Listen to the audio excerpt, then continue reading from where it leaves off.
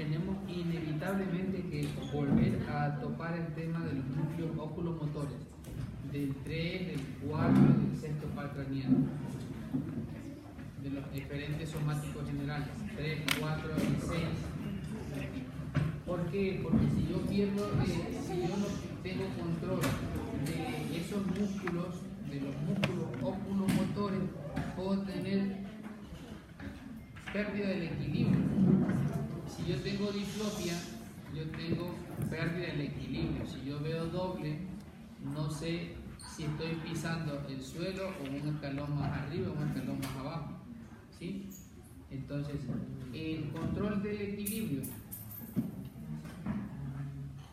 como la mente es frágil, repito esto que está aquí: cuerpos geniculados mediales, colículos inferiores, lemnisco lateral, los núcleos cocleares, núcleos olivares y los núcleos del cuerpo trapezoide. Los más mediales son los del cuerpo trapezoide y los más laterales del cuerpo, los cuerpos geniculados mediales.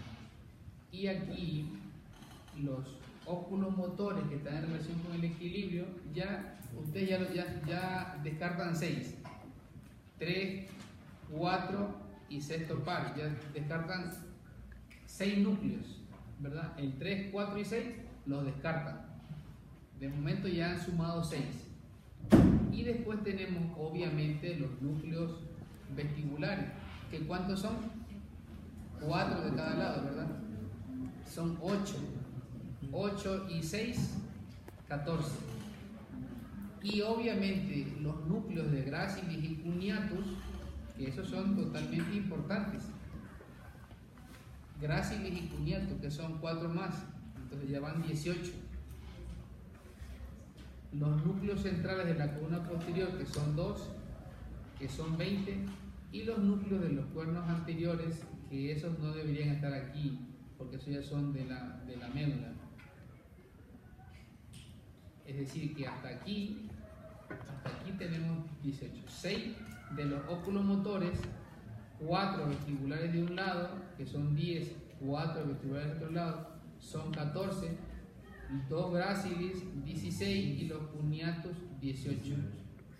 Estos son los núcleos que están en relación con el equilibrio, que están a nivel del tronco, y los que están ya a nivel medular, que están en la columna posterior, que son los núcleos centrales, y en la columna anterior, los núcleos del cuerno anterior son estos: músculo coli o coli musculorum.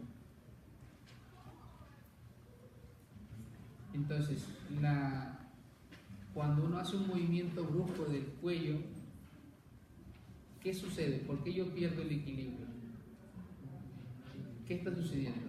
Es la endolinfa que está en los canales semicirculares, hace una especie de marea, ¿verdad?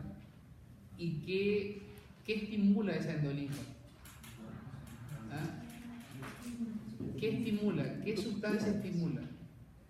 ¿Ustedes todavía no han visto eso? ¿Qué estimula la endolinfa? Unos cristales de... Es por eso que cuando una persona tiene un vértigo posicional benigno, ¿cuál es la causa del vértigo posicional benigno?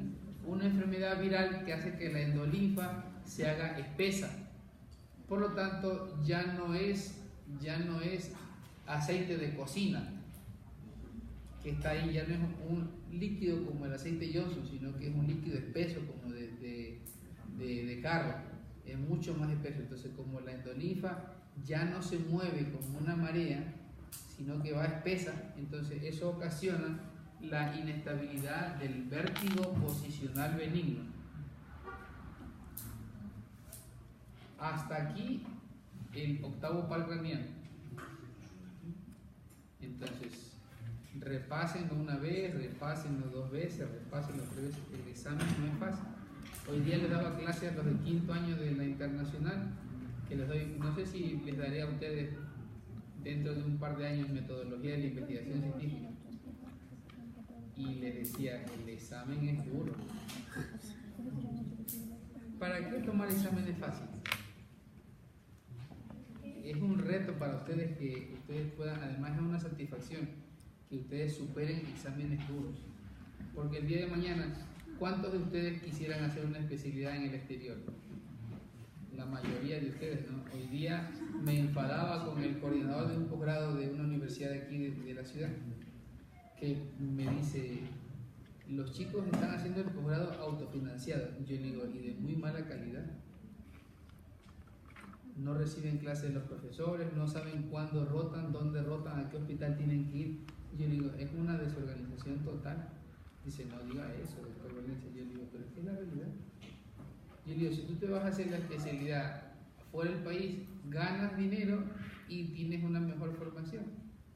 Entonces, nosotros hicimos con la Universidad de San Francisco el posgrado de neurocirugía y el compromiso de todos los profesores fue de que formemos residentes de neurocirugía que sean mejores que los profesores. Y ustedes tienen que ser mejores que nosotros, pero eso sí, se les saca el mugre a esos chicos.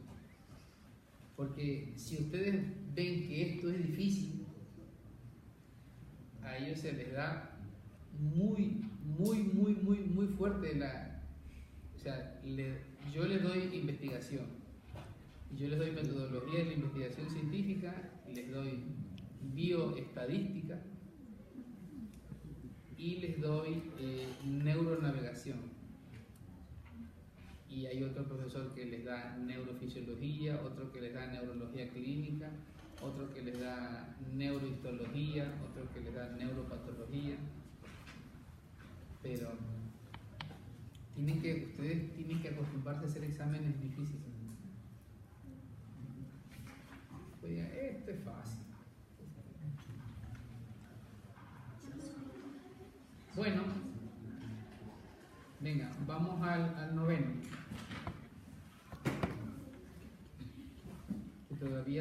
Todavía tenemos más de media hora para acabar todos los pares craneales.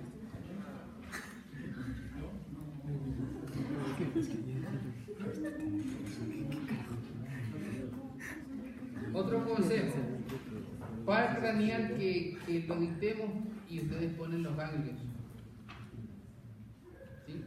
Yo les aconsejaría que ustedes hagan en una hoja de Excel, pongan nervio, ¿verdad?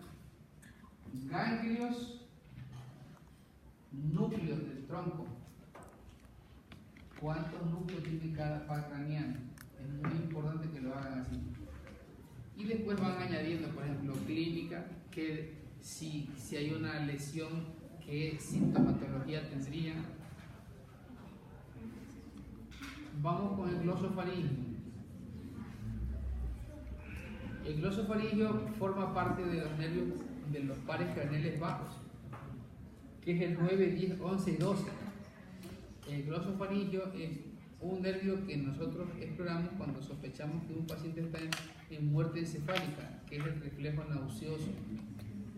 Les dije que exploramos el reflejo fotomotor, que es el arco 2-3, el reflejo corneal, que es el arco 5-7, el reflejo óculocefálico, el óculo vestibular, el reflejo nauseoso, el reflejo tucígeno. El reflejo nauseoso es el arco 9-10, es el reflejo nauseoso. Y el reflejo tucígeno es arco 10-10 y los nervios intercostales, porque el paciente, primero para el reflejo nauseoso, después lo explicaremos por qué.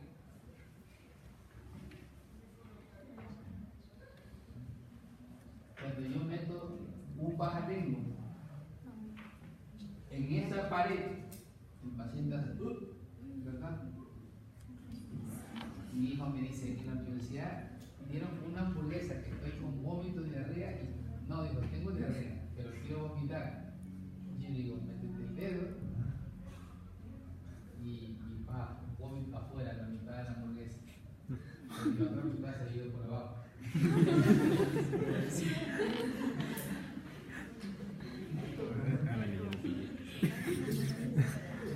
Preferible es comer, o sea, lo que es comida, ¿no? Un primero y un segundo, porque esa hamburguesa, vete a saber desde cuándo era. Tal vez no la carne, pero sí la mayonesa y tal cosa. Bueno, entonces, vamos a repasar. A ver, yo voy a preguntar.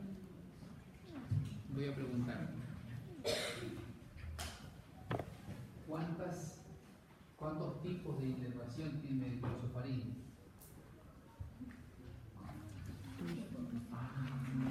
¿Cuántos tipos de inervación tiene el glosofaríngeo? A ver.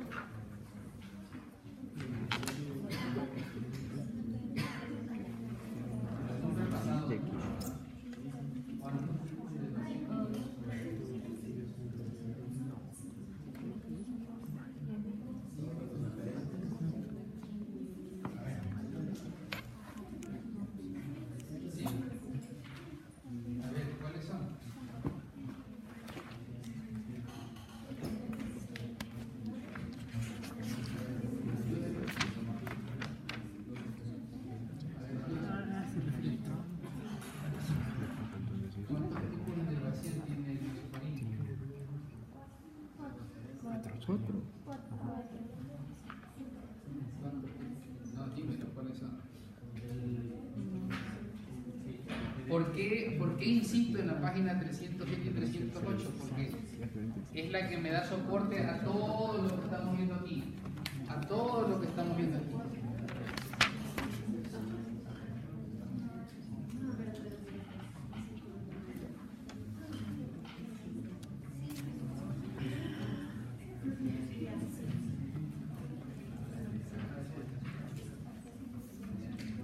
Glosofaríngeo, salival inferior, ambiguo, espinal del trigémino, tracto solitario.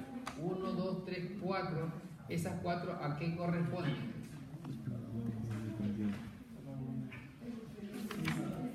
Entonces, yo tengo aquí, volviendo aquí, ¿dónde está el glosofaríngeo? Y ahora van a decir, ahora entiendo por qué la terquedad y la necesidad y de por qué repetir y volver a repetir y volver a repetir. Entonces, ¿el glosofaríngeo qué tiene? De las eferentes. ¿Qué eferente es? ¿Ya? ¿De dónde viene ese eferente? Del núcleo ambiguo. Es un eferente visceral especial. ¿Ya? ¿Qué más tiene? Tiene el verde aferente visceral general y especial del núcleo del tracto solitario. ¿Qué más tiene? Eferente visceral general del salival inferior.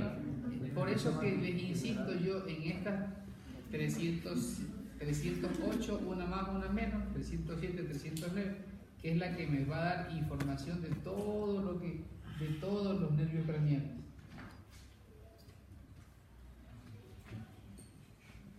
Sí van entendiendo, ¿no? La importancia de esa página. ¿O no?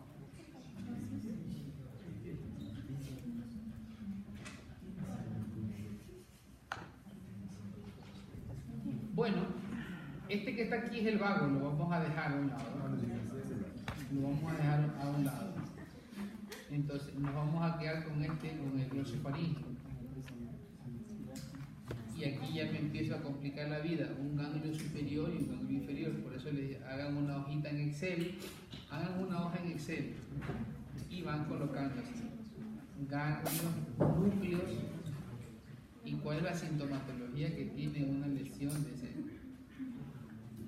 Y otra columna de esa misma hoja de Excel, cuál es la patología más frecuente que ocasionaría un déficit en ese par craneal. ¿Sí? Entonces, en el facial tenemos el neuronoma del acústico, al igual que el octavo par craneal, pero en el facial también tenemos una fractura del peñasco. Entonces vamos a repasar: glosofaríngeo, ganglio superior y el ganglio inferior. El ganglio superior es intracraneal y el ganglio inferior es extracraneal.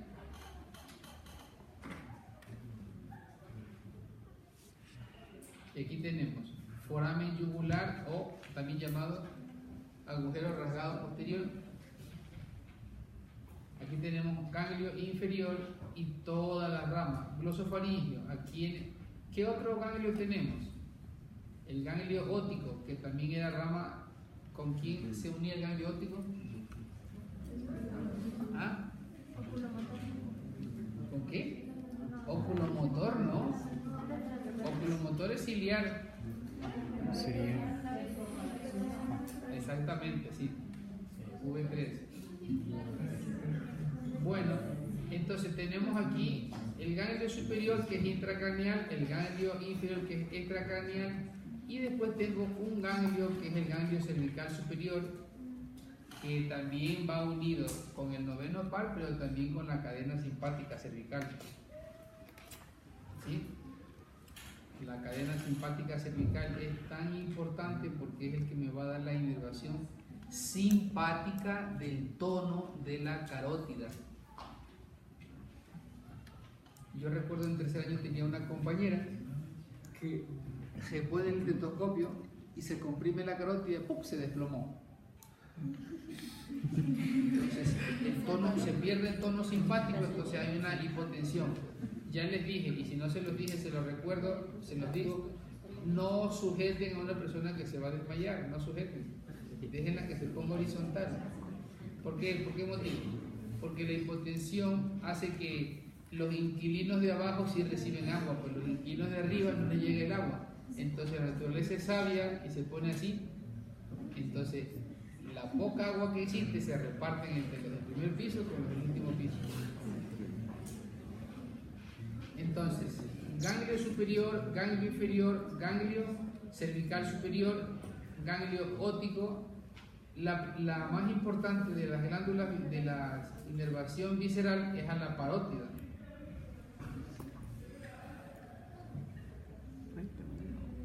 De aquí la importancia de que si yo tengo una lesión en el ganglio, tengo una lesión aquí, si la función de este nervio es ordeñar a la parótida, hacer esto, que salga la saliva, que salga la saliva. Si no hay ese mecanismo, la saliva se acumula y va a ocasionar una parotiditis. Ya no viral, sino una parotiditis, porque no hay quien le estruje la saliva. Y una parotiditis duele. Supongo que una mastitis duele mucho más, pero una mastitis puede llegar a ser quirúrgica, al igual que una parotiditis puede llegar a ser quirúrgica, con la única diferencia de que en la parotiditis hay mayor riesgo de transformarse en infección. En la mastitis también, pero es que la leche tiene anticuerpos, y si es estéril, lo que sí ocasiona es dolor.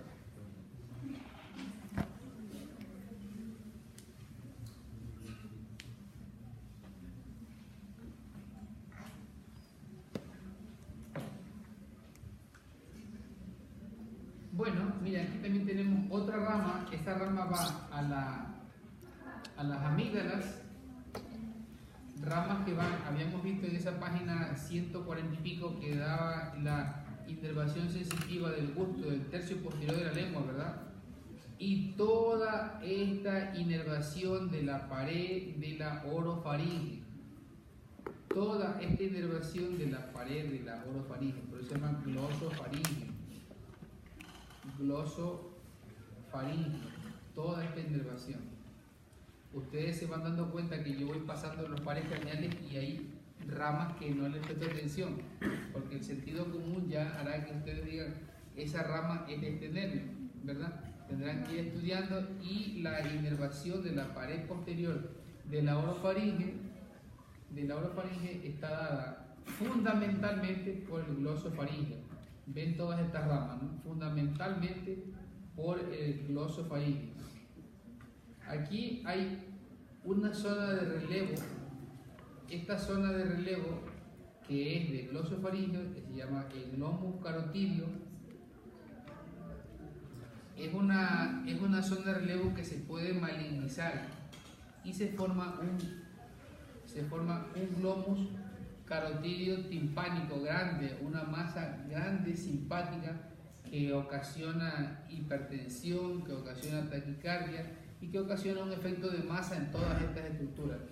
Yo vi He visto un solo caso en mi vida profesional y eso lo vi hace 2 años y no pudimos hacer nada con ese paciente. No pudimos hacer nada porque tiene envuelto a las carótidas y tiene envuelto la yugular y tiene envuelta la laringe y es una estructura que es extremadamente vascularizada. Y ese paciente lo mandamos a hacer gamma knife, a hacer radiación, radioterapia. Pero no he vuelto a ver un caso de eso. Son patologías que son poco frecuentes, pero son muy complejas de manejar. ¿Ya? Entonces, en el tercio posterior de la lengua lleva la sensibilidad del tercio posterior de la lengua, el gusto, la glándula de la amígdala, la pared posterior de la orofaringe, la glándula parótida y también lo que es la trompa de Eustaquio, ¿no? La que va aquí, que es la que nosotros, la trompa de Eustaquio, que es la que nosotros sentimos una como tapada cuando subimos o bajamos, cuando venimos o vamos a Quito, cuando venimos de Guayaquil o venimos de cualquier ciudad, de una ciudad de la costa a una ciudad alta, hay una sentimos esa sensación de taponamiento del oído.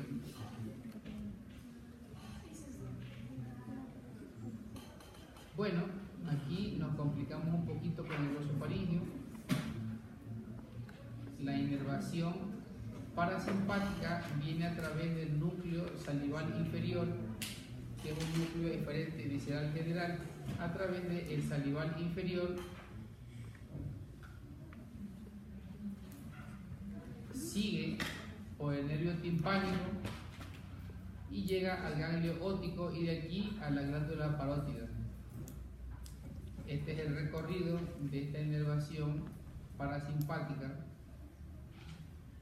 Después tenemos, fíjense, la dirección, el círculo es el cuerpo neuronal y la flecha donde termina el axón, a diferencia de otras ramas. Miren, donde está el ganglio, que es el cuerpo, la zona de relevo, y donde entra la información, ¿ya? ¿Qué núcleos tenemos? El núcleo salival inferior, el núcleo del tracto solitario, el núcleo espinal del trigémino y el núcleo ambiguo. Entonces, aquí yo tengo esta sensibilidad que está aquí del tracto del espinal, del nervio del trigémino, va a dar inervación a la pared posterior de la orofaringe, que es la que en condiciones normales va a permitir el reflejo nauseoso. Arco 9, 9, 10, el reflejo nauseoso. Si yo no tengo una lesión del glosofaringeo, no tendré el reflejo nauseoso, sí o no. ¿Por qué no? A ver, ¿quién contesta? Si yo tengo afectado el nervio glosofaringeo, ¿tendré o no tendré reflejo nauseoso? Sí. Llega del otro lado, llega la inervación del otro lado, entonces yo tengo un reflejo nauseoso parcial porque estoy estimulando la pared posterior, pero tranquilamente yo podría estimular el lado que está más anestesiado y a lo mejor encuentro poco y puedo encontrar poco reflejo nauseoso. ¿Ya?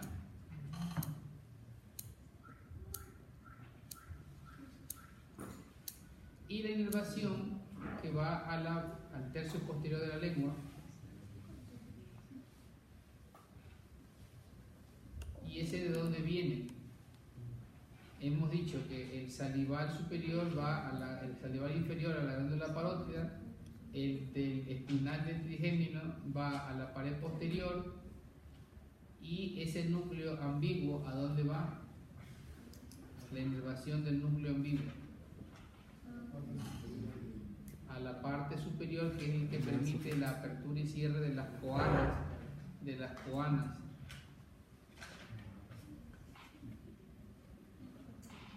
Vamos al décimo par. Vamos al décimo par craneal, que es el más largo de todos los pares craneales.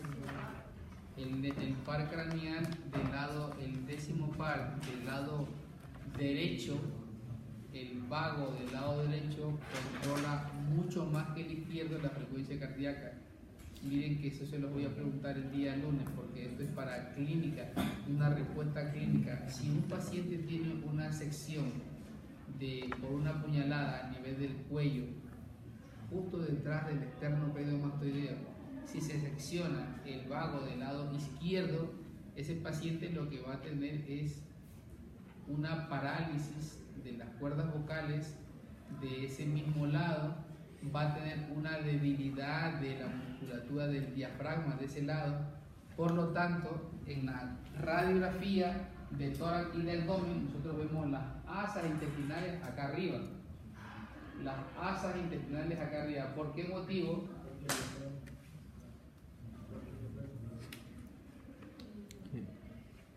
Voy a repetir, estamos en el vago. El vago del lado derecho controla más la frecuencia cardíaca que el izquierdo. Si yo tengo, porque es así, la mayor observación es de ese lado. Si yo tengo una lesión atrás del externo pseudomastoideo aquí, si tengo una puñalada a este nivel y se corta, del lado que sea, yo voy a tener una afonía o una hipofonía, porque el nervio laríngeo recurrente que sale del vago, que es el que inerva las cuerdas vocales, estaría debilitado o paralizado. Entonces no coaptarían las cuerdas vocales, entonces estaría hipofónico o afónico. Aparte de eso, como no tengo la contracción de la musculatura del diafragma, la que es como que yo haga el brazo fuerte, ¿sí? El diafragma mantiene un tono, pero si yo no tengo el tono del diafragma, está flácido, las asas intestinales en una radiografía, el paciente está disneico. El paciente lo encontramos disneico y lo podemos encontrar disneico porque no tiene suficiente fuelle de la pared torácica, pero también lo encontramos disneico por un efecto de masa, porque las asas intestinales han descendido, porque el diafragma está blando, el diafragma está débil. Entonces yo tengo una herniación de las asas intestinales y vemos asas intestinales por acá arriba. Por lo tanto, el pulmón lo tengo aquí comprimido y el paciente está disneico. ¿Sí? Sí, ¿se ha entendido? Hay 5 caras de sueño, aparte de la mía, que se me explica, pero hay 5 caras de sueño que dan miedo.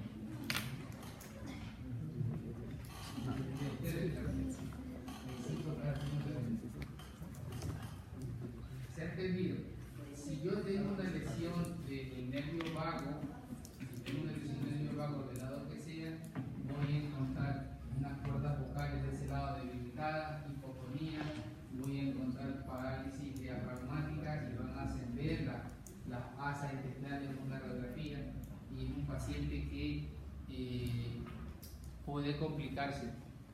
Tiene hilio paralítico. ¿Saben lo que es hilio paralítico? Hilio puede provocarse por una hipopotasemia, ¿verdad? Si se pierde potasio, las asas intestinales no se mueven, se llenan de gas y se forma un hilio. Y entonces cuando uno percute el abdomen, entonces uno percute el abdomen, suena tambor, porque hay un hilio paralítico. ¿Sí? Suena tambor, suena timpánico, eso se llama timpánico. ¿Ustedes ven la asignatura de semiología? No. Semiología es una asignatura que es preciosa, depende de quién la dé. Es una asignatura que enamora a uno de la medicina, porque uno tiene que explorar de pe a pa al paciente, desde la cabeza hasta los pies, y decir, me estoy orientando a que tiene tal patología. Y la semiología, yo tuve la inmensa suerte de tener a un enamorado de la medicina, un cardiólogo que ya falleció, pero ese tipo te hacía enamorar de la medicina, porque decía cómo se debe explorar a un paciente. He visto gente mucho mejor que él, he visto un tipo casi un demente, era el jefe del servicio de infectología de un hospital que es patrimonio de la humanidad, el hospital de la Santa Creu San Pau en Barcelona, era jefe de infectología y entonces veía a un paciente supurando, este pseudomonas, y tenía fama, o sea, ya era leyenda en ese hospital. ¿Ustedes han visto una película que se llama Soy Leyenda? Ya. Este tipo era, ¿de quién era esta película? Ya, Soy Leyenda. Bueno, este tipo era leyenda. O sea, lo que no sabía él en el hospital, no lo sabía nadie.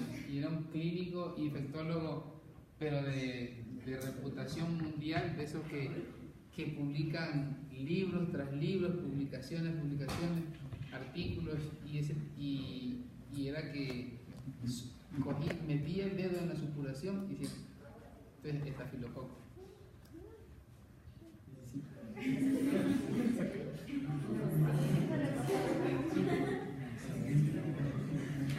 Creo que tenía ya niveles de anticuerpos, ya era ya un nivel avanzado.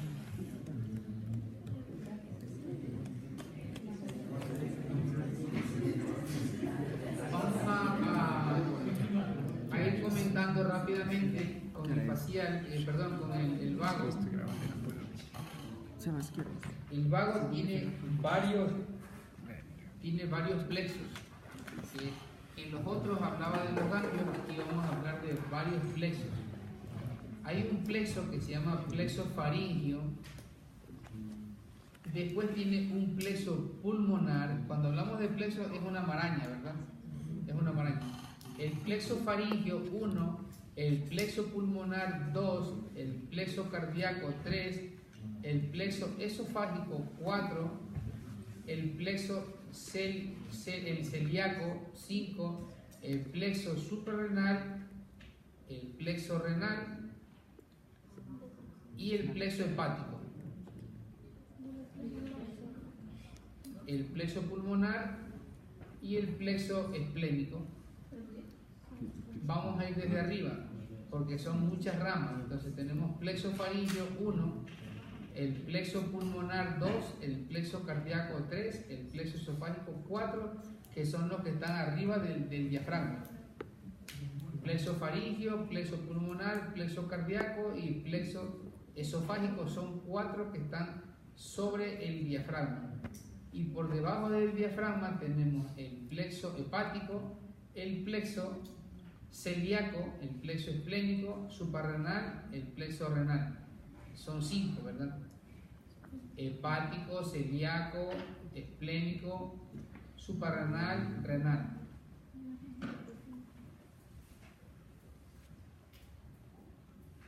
Y nos vamos a quedar con los plexos porque todas las ramas, salvo el nervio laríngeo recurrente, que es el que va a inervar las cuerdas vocales, los demás es una infinidad de nervios. Pero nos vamos a quedar con esos. Y si alguien debería hacer una pregunta, que estoy esperando que la haga, por ejemplo, ¿por qué no hay un plexo de órganos genitales?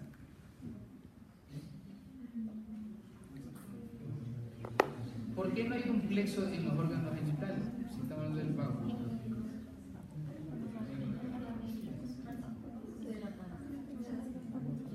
No, el vago es parasimpático.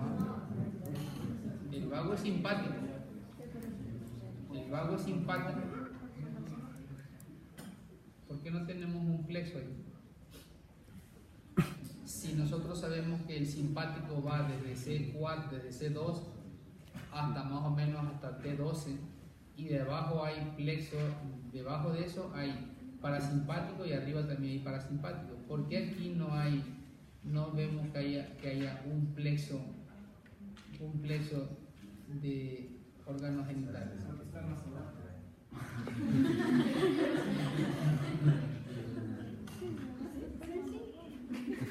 Vamos a seguir.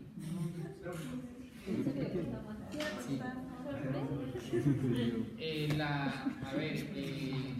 Los seres humanos somos una disputa continua entre el bien y el mal, ¿verdad? Por ejemplo, te dice tu mamá, oye, una cosa es que estudies medicina, pero también tienes que ayudar en la cocina, ¿sí o no?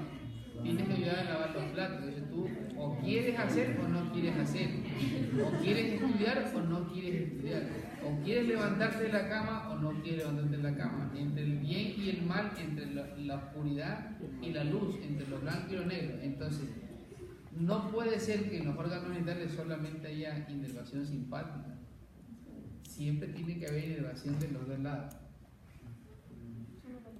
Si yo les pregunto cuáles son los plexos del nervio vago a nivel infradiafragmático, ¿ustedes cuáles que deben responder? No entiendo nada. No entiendo nada. A ver, di. Sería celíaco, transgénico, subrenal, renal y hepático. Ya. Te faltó uno. ¿El celíaco ya dijiste? Sí. Ya. Bueno. Venga, vamos a... Miren, aquí tenemos otro diagrama del vago. Otro diagrama del vago que no es tan bien como el otro, pero el plexo cardíaco, el plexo pulmonar son importantísimos, porque si tenemos una sección del vago, ¿qué ocasionaría a nivel cardíaco? ¿Qué ocasionaría a nivel cardíaco? Si hay una lesión, primero a ti mismo te pregunto, una sección bilateral del vago a nivel cervical, ¿qué ocasiona?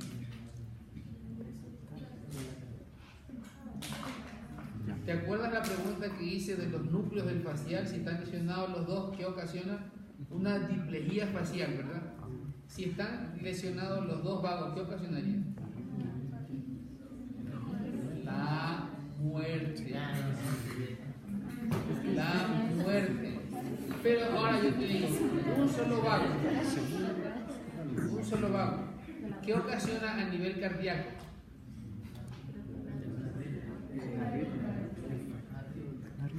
Disminución de la frecuencia cardíaca.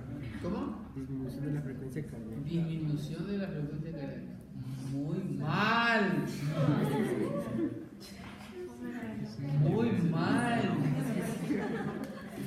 ¿Se acuerdan cuando yo le dije que cuando uno está enamorado tiene una descarga simpática y te provocan midriasis, te pone simpático? ¿Te gusta a ti el ejemplo ese? No. ¿Te gusta a ti el ejemplo de eso? A ti. Sí. Sí, a ti. Sí. Cada vez que yo digo cuando está enamorado, te sonríe.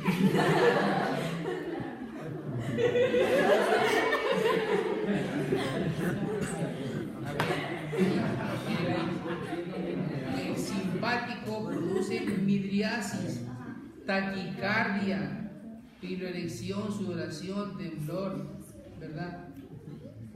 Si está lesionado el vago que es parasimpático, que es el que lo frena, que es el que te dice tranquila, cuando tu mamá te dice tranquila, ahora te toca estudiar. Y si es sabia te dice, si Dios quiere se da para ti, ahora olvídate, estudia, acaba la carrera, solo dedícate a estudiar. Ahora no lo mires, no le contestes el WhatsApp, solo dedícate a estudiar, que es por el bien de tu futura familia. Ahora no pierdas el tiempo, ya llegará la hora. Esos son consejos sabios. Si no funciona el parasimpático, queda desbocado el simpático. Ese paciente está taquicárdico, a muerte. Y si no lo frenas, ese paciente se muere, agotado. Es como que tú cojas a un caballo de carrera y le hagas correr, y quiere descansar y palo. Quiere descansar y palo, quiere descansar y hasta ahí se queda. Entonces el paciente hace una parada cardíaca por agotamiento. ¿Cómo le frenan? ¿Cómo se le frena? A ver, ¿cómo le frenarías tú? ¿Cómo le frenarías? Bueno, eso todavía no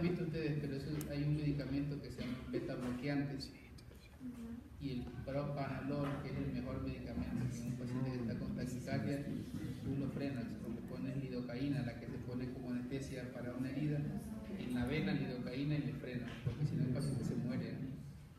Un paciente con una sección del vago, el paciente hace, no funciona el parasimpático, de ahí viene el nombre de vago, porque el vago, porque es vago, porque hace que disminuya la frecuencia cardíaca, y por eso que se llama así, el vago. Me frena la frecuencia cardíaca, y si está cortado el vago, ya no es vago, sino que ya predomina la acción simpática, y ese paciente puede fallecer por agotamiento, por taquicardia y por agotamiento.